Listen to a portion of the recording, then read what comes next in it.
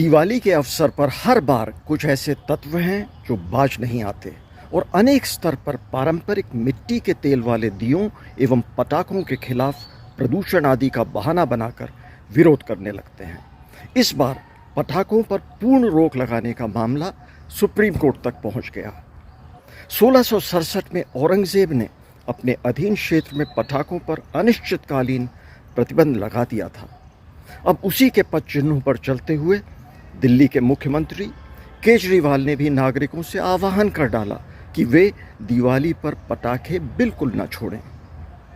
बात यही नहीं रुकती, होली पर भी ऐसे ही कहीं कहीं से आवाज़ें उठने लगती हैं और इस मुहिम को बल दिया जाता है पानी बचाओ का नारा लगाकर। कुछ अखबार और मीडिया संस्थाएं, जिसमें अनेक टीवी चैनल भी शामिल हो जाते हैं, बढ़ चढ़कर इस मुहिम को हवा देते हैं। सवाल उठता है, कुछ तथाकथित बुद्धिजीवियों और नेताओं को हिंदू धर्म के त्योहारों से क्यों इतनी समस्या है? ये तथाकथित बुद्धिजीवी अपने मुंह में ताला लगाकर बैठ जाते हैं जब उनका ध्यान दूसरे ज्वलंत मुद्दों की ओर ले जाने की आप कोशिश करें। बूचड़खाने जल प्रदूषण और GHG उत्सर्जन का प्रमुख स्रोत हैं, खासकर भारत जैसे देश में। बूचड़खानों के लिए नियम या तो कमज़ोर हैं या उन्हें लागू ही नहीं किया जाता। यह सर्वविदित है कि अपशिष्ट जल अक्सर अनुपचारित रहता है और स्थानीय नदियों और जल स्रोतों में प्रवेश करता है। यह तत्कालिक पर्यावरणीय समस्या है जो जलीय जीवन को प्रभावित कर रही है। इसके अलावा बूचड़खाने के कचरे में अक्सर जेनेटिक रोग, पशु रोग होते हैं जिनमें मनुष्यों में जो स्थानांतरित किए जा सकते हैं। अपशिष्ट जल का क्षरण मीथेन और कार्बन डाइऑक्साइड उत्पन्न करता है जो जलवायु परिवर्तन में योगदान देता है, जिसके विरोध में कोई आवाज़ नहीं उठा रहा। और यह भी ध्यान देने वाली बात है, वर्ल्ड वॉच इंस्टीट्यूट के अनुसार दुनिया भर में मीथेन गैस उत्सर्जन का 15 से 20% भोजन के लिए पाले गए जानवरों द्वारा किया जाता है। इन गैसों का जलवायु परिवर्तन में बड़ा योगदान है और ये लोगों की बीमारी का भी कारण बनती हैं। वैज्ञानिकों का अनुमान है कि सिर्फ 1 किलोग्राम मांस का उत्पादन करने के लिए जानवरों को 10 किलोग्राम अनाज खिलाया जाता है। अकेले विश्व के मवेशी 8.7 बिलियन लोगों को जो उनकी कैलोरी की आवश्यकता है उसका उपभोग करते हैं, जो कि पृथ्वी की तमाम जो पूरी मानव आबादी है उससे भी कहीं अधिक है।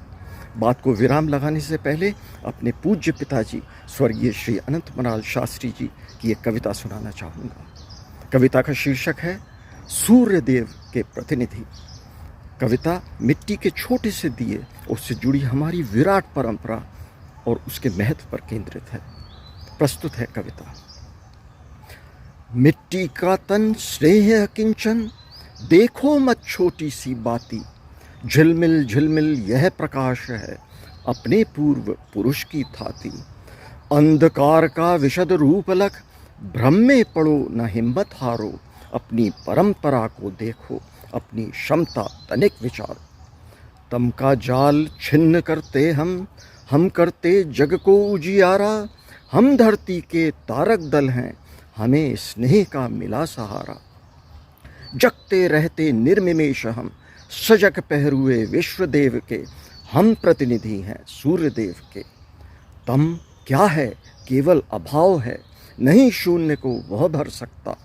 रूप रंग रस जन्यहीन वह, जड़ता का अभिनय कर सकता। वह छाया बनकर छाया है, उसकी अपनी नहीं निशानी। उसके भय से जो विचलित हों, उन पर हंसे न क्यों विज्ञानी। नहीं मिला जिसको आश्रय है, अब तक सृष्टि विलय के क्रम में, जो छिपकर रहता आया है, पथ भूले मानव के भ्रम में। कैसे उसे सत्य माने हम, शाश्वत गायक सत्यमेव के, हम प्रतिनिधि हैं सूर्यदेव के। यह कैसा उपहास आज, मानव भूला है अंधकार में, उसे दिखाई जीत दे रही अपनी निर्लज्ज हार में।